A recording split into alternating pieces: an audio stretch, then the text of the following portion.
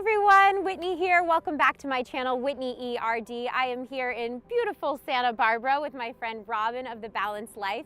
Robin is a pre and postnatal Pilates expert and she's pregnant as well. I am. I actually have twins on the way. So exciting. While I'm newly pregnant, I'm looking about the same size as Whitney. So today Robin's going to set the record straight on common misconceptions about what is safe and what isn't in Pilates during pregnancy. So number one, are there certain exercises that are just always off limits? That's a good question. And I would say in general, there's one main thing that you want to avoid in pregnancy, and that's flexion. So forward flexion, crunching of the abs, that basically shortening of the abdominal cavity.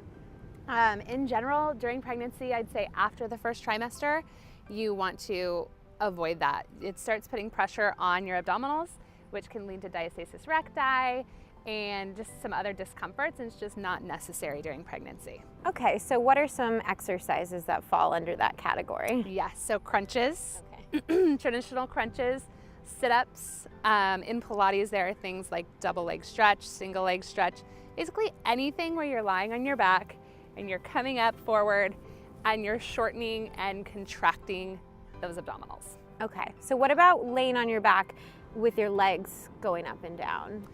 So that can be okay, depending on how far along you are and also how strong and stable you are in your core and your lower back. So I would say beyond your first trimester, you may want to prop yourself up a little bit rather than laying flat on your back.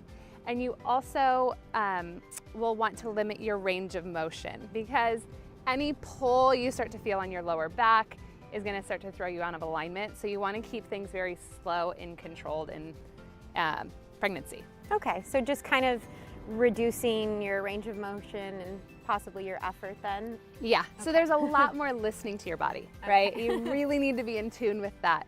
Am I able to control this motion? Am I feeling strain in any area? Whereas maybe when you're not pregnant, you just kind of push through a little bit. Pregnancy is not the time to do that. So when the instructor of the class is telling you, go harder, go faster, this is not the time. That's not for you. Yeah, that's when Back you it up. go, I'm good over here, listening to my body, don't be embarrassed, modify, and you want to feel really good, strong, and stable. Now, you were talking about how it changes by trimester. What can you do in the first trimester as opposed to second and third? Yes. So typically, if you have approval from your doctor in your first trimester, it's fine to just continue as usual. So you can continue laying on your back. You can continue with those abdominal crunching type exercises while your belly is still small.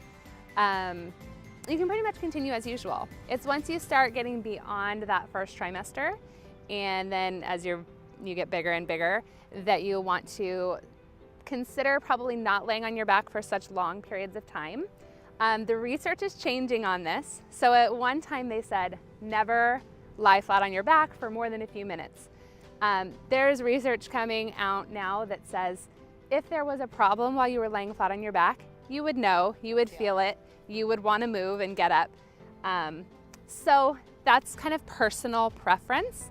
I tend to play it safe with clients, and we prop up when we can and don't spend too long flat on the back, just because you don't have to.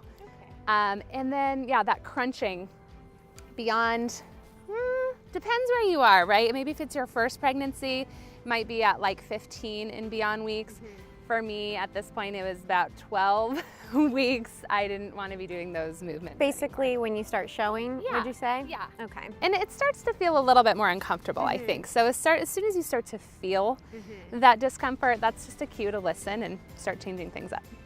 The part about laying on your back is interesting because I'm at 26 weeks now, and I heard that you should probably stop doing that around 20 based on the older research, but I haven't had any of those symptoms yet, so I am doing it for shorter periods of time, but just paying very close attention. Yeah. So that's good to know that it's not a hard, fast rule. Yeah, and you will, I would say, since research is changing, you'll find some instructors that are like, don't do it, prop yourself up, and you'll find some, I've had Pilates instructors that are like, you're fine, keep laying on your back. So again, it kind of has to be your comfort level. If it just worries you, then don't do it. But if you feel good, then you should be fine as long as you're listening to your body. Speaking of instructors, should you always tell your instructor when you go to a studio workout that you're pregnant? Yes. Okay. Yes, always tell your instructor. Know that depending on the situation, they may not be able to provide a ton of prenatal modifications for you if it's a big, fast-moving class. So you'll want to do your own research. Maybe ask the instructor if you could talk with them before or after about some modifications you could make during the class. But definitely always tell them so they can know when they should be like, this one's not for you, or you know, provide a tip to help you get the most out of it. See, that's the problem that I've had the most, is that I'm getting these different messages from different instructors. I'm not sure how much they know, but I guess the solution is watch videos like this, take one of your courses. Robin has some great courses. And really learn and do the research for yourself. It's true. And you know, doctors don't really provide that much guidance. I've always found that really interesting. So you just kind of have to do your own research and remember that it's going to be different for everyone. So if you're someone who has been doing yoga or Pilates for a really long time, you're going to be more comfortable in your body in certain exercises. But if you're new and you're not sure how it should feel, then you might need to modify a little bit more than, say, an instructor or someone who's been doing it for years. Now, with Pilates reformer exercises, what are some specifics that we should avoid? Yes, when it comes to the reformer, again, 50% of the workout, maybe more, is flat on your back. So I will typically prop up. And there's some really easy ways to do that. You can use a squishy ball and just kind of prop yourself up on the ball.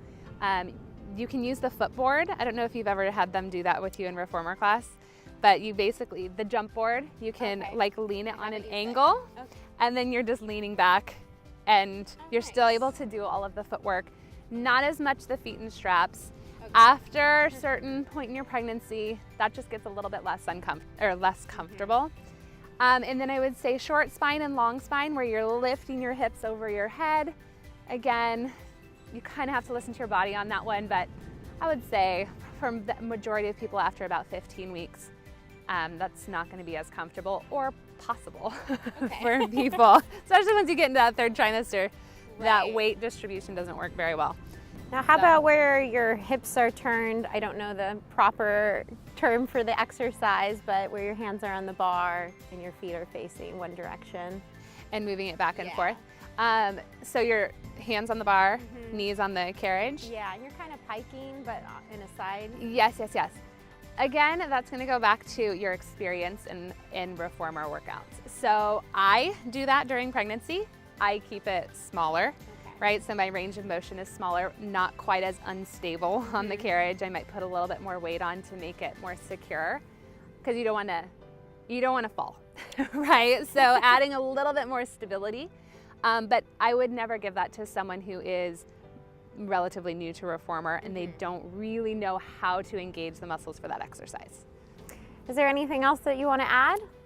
Let's see. I would say the most important thing, and you probably have heard this before, is really staying in tune with your body. So Pilates is great for that because we tell you all throughout class to listen to your body to engage the right muscles. But one day you might feel like super strong, you can hold a plank, you can do all these things, and then the next day you might feel like something felt weird about that and you want to skip it. And it's just most important to listen to that and it'll know that it will change day by day and month by month. I've certainly felt that myself, and it was something that surprised me. Just a couple days ago I was doing that, and now all of a sudden I just don't have the muscle strength. So take every day as it comes. Exactly. and don't beat yourself up. Be gentle with yourself. Well, thank you so much, Robin. These were amazing tips. If people want to find out more information about you, where should they go? You can go to my website, which is thebalancedlifeonline.com. You can get free workouts there. You can link to my YouTube channel for prenatal workouts and a whole bunch of other Pilates resources. Well, thank you so much. If you guys like this video, please give it a thumbs up and subscribe to my channel for more evidence-based fitness and nutrition information. I'm Whitney. Thanks for watching.